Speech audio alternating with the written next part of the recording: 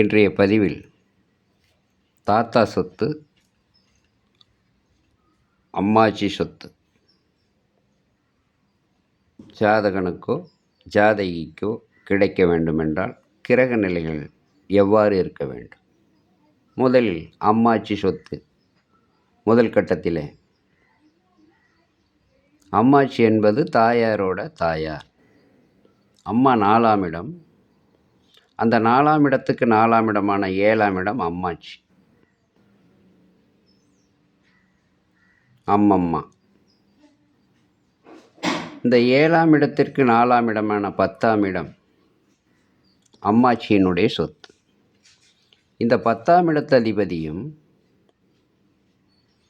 லக்னாதிபதியும் சேர்ந்து லக்கணத்தில் இருந்தாலும், 2ஆம் இடத்தில் இருந்தாலும், 4ஆம் இடத்தில் இருந்தாலும், 5ஆம் இடத்தில் இருந்தாலும், 7ஆம் இடத்தில் இருந்தாலும், 8ஆம் இடத்தில் இருந்தாலும், 9ஆம் இடத்தில் இருந்தாலும், 10ஆம் இடத்தில் இருந்தாலும், இந்த 10ஆம் இடத்து அதிபதியும் லக்னாதிபதியும் நின்ற வீட்டோன் ஆட்சி உச்சம் பெற்றிருந்தாலும், சுபக்கிரக பார்வை பெற்றிருந்தாலும்,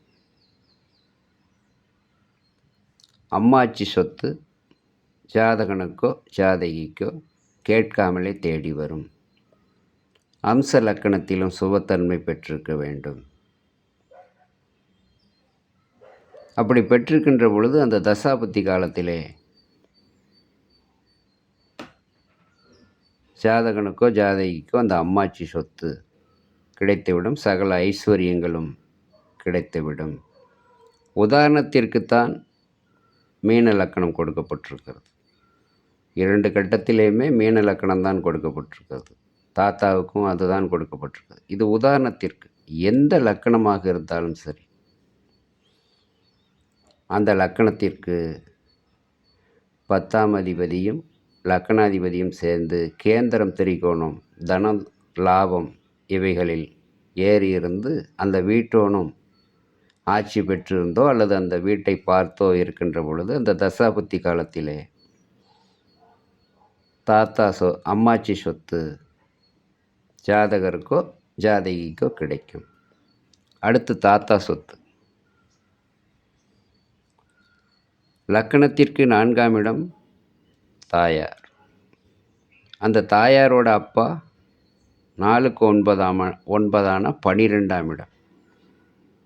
அந்த 12ஆம் இடத்திற்கு 4ஆம் இடமான 3ஆம் இடத்து அதிபதியும் லக்கணாதிபதியும் கூடி லக்கணத்தில் இருந்தாலும், 3இல் இருந்தாலும், 4இல் இருந்தாலும், 5இல் இருந்தாலும், 8இல் இருந்தாலும், 9இல் இருந்தாலும், 10இல் இருந்தாலும், 11இல் இருந்தாலும், ஏற்கனவே சொல்லியிருக்கிறேன். உதாரணத்திற்கு தான் இந்த லக்கணம். எந்த லக்கணமாக இருந்தாலும்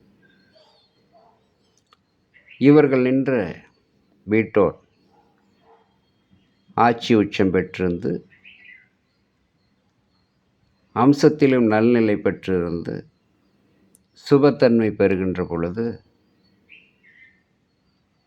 ஒரு ஜாதகனுக்கோ ஜாதகிக்கோ தாத்தாவின் சொத்து முழுமையாக கிடைக்கும். அதை அனுபவிக்கக்கூடிய யோகமும் உண்டு.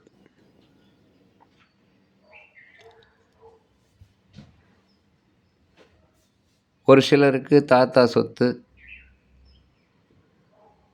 அம்மாச்சி சொத்து கிடைக்காது. வீட்டில் 4 பேர் இருக்கோம்னா 2 பேர்த்துக்கு கிடைக்கும், அல்லது ஒருத்தருக்கு கிடைக்கும், கிடைக்காமல் கூட போகும். அதற்கெல்லாம் இந்த 2 கட்டத்திலும் உள்ள, அதாவது முதல் கட்டத்தில் உள்ள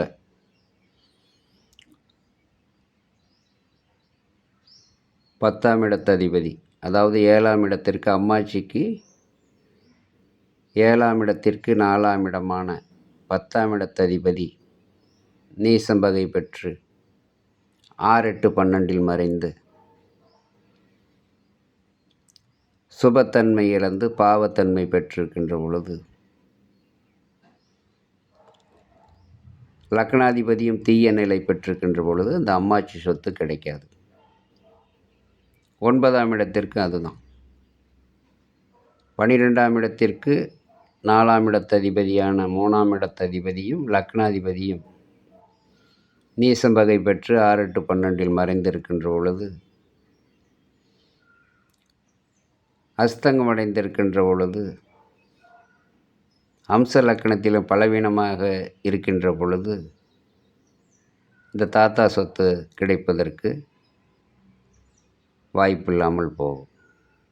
ஆகையினாலே கிரகங்கள் சுபத்தன்மை பெற்றிருக்கின்ற பொழுது அந்த உறவுகளுக்கு உரிய சொத்துக்கள் அந்தந்த உறவுகளுக்கு வந்து சேரும். பாவத்தன்மை பெற்றிருக்கின்ற பொழுது வில்லங்கம், பிரச்சனை, சிக்கல் இவைகளெல்லாம் இருக்க செய்யும். ஆகையினாலே கிரகங்கள் நல்நிலை பெற்றிருக்கின்ற பொழுது அந்தந்த உறவுகளுக்கு உரிய சொத்துக்கள் வரும். தீய நிலை பெற்றிருக்கின்ற பொழுது வலிமை இழந்து காணப்படும். நன்றி, வணக்கம். மீண்டும் ஒரு பதிவில் சந்திப்போம்.